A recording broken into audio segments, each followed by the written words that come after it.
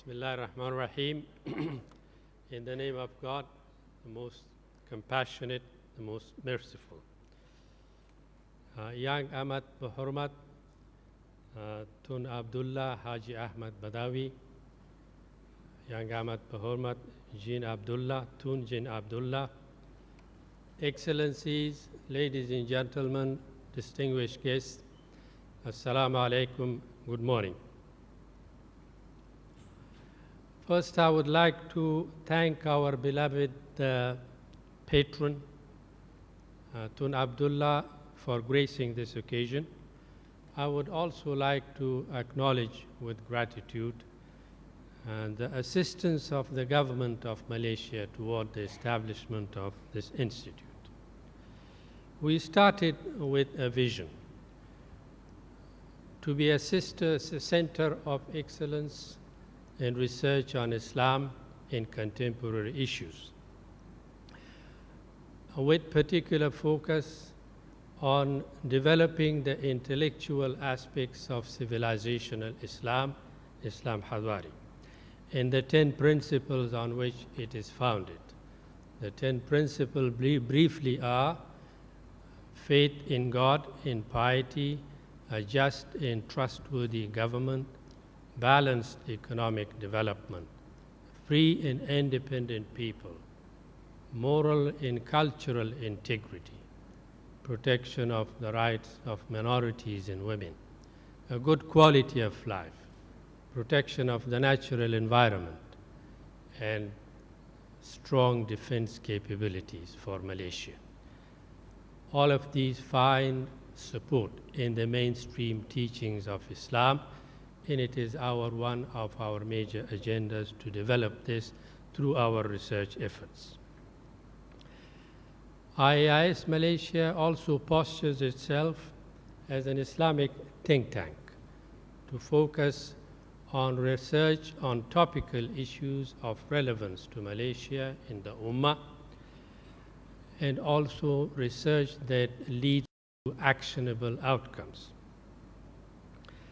The first year was in many ways critical for us to make ourselves known, and it is especially meaningful for me and all of our colleagues here to see that this institute is not only up and running, but also gaining a fair amount of recognition from the general public and our sister organizations in Malaysia.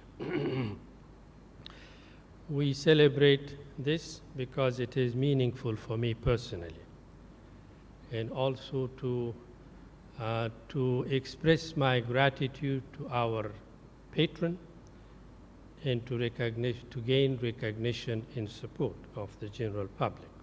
The first year was the year in which we focused to have as much exposure as we could, to make ourselves known, and also to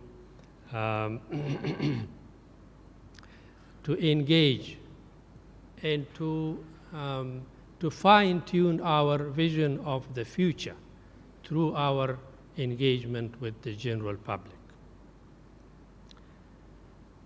Zarina already said that we had 38 events of different types: public lectures, Islam and Business Forum, International Relations Forum, and Public Affairs Forum.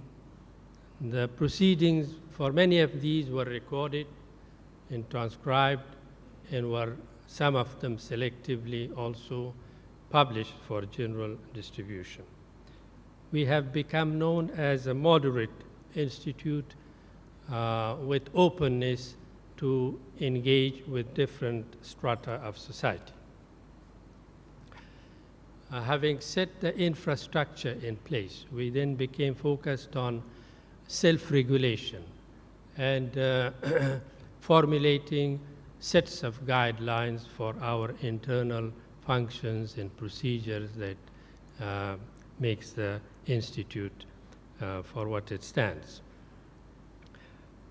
To be an effective Islamic think tanks, also demanded a certain amount of scrutiny and fine-tuning in our working modalities and research approaches to issues that we faced.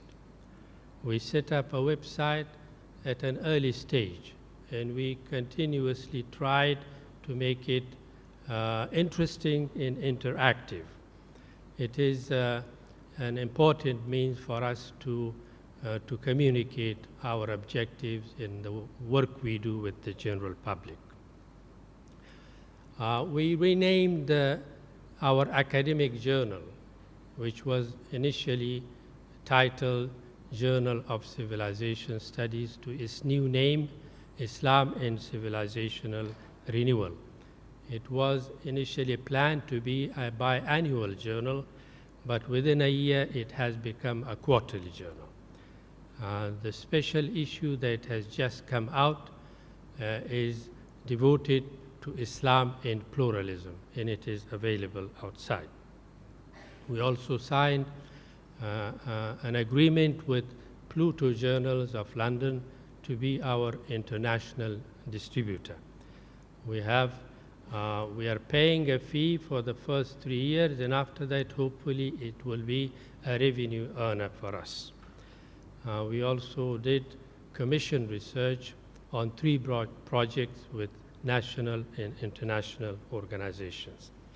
Our publications included 11 titles and 12 newspaper articles, mostly in New Straits Times. We are also planning 4 manuscripts and 6 occasional papers to come out in the near future. I have revised my 2 books, the 2 books that were published in 2008. One, IAIS Malaysia, Exploring the Intellectual Horizons of Civilizational Islam. In this book, I have basically set out the research agenda for this institute and for the use of our researchers to work on. It has broken down the whole program of our research into some 80 topics to be developed by the Institute.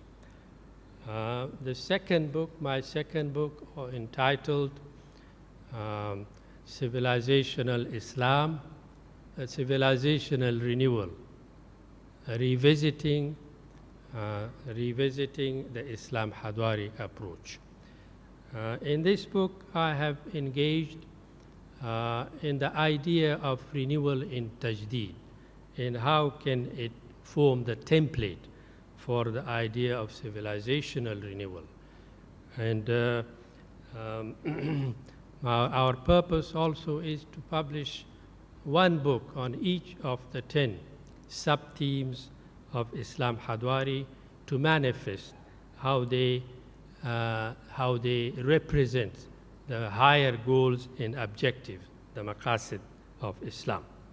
We do research also on halal studies, Islamic banking and finance, inter-ethnic and inter-religious relations. Our activities are expanding, and we had a visiting researcher from Harvard who stayed with us for 10 weeks. Currently, we have a senior researcher from Indonesia and 1 from Bangladesh. Soon we expect 2 visiting researchers from Japan and 1 from Norway. Islam has been the focus of international attention, and we hope to play a role by providing appropriate responses to the challenging issues that faces Islam in the global sphere. To that effect, we have also liaised and established relations with several institutions and think tanks here in Malaysia, but also abroad in Turkey, in the United States, New Zealand, Australia, India, in Pakistan, and Italy. We have signed memorandum of understanding in a framework of cooperation with some, and are engaged in cooperation with others.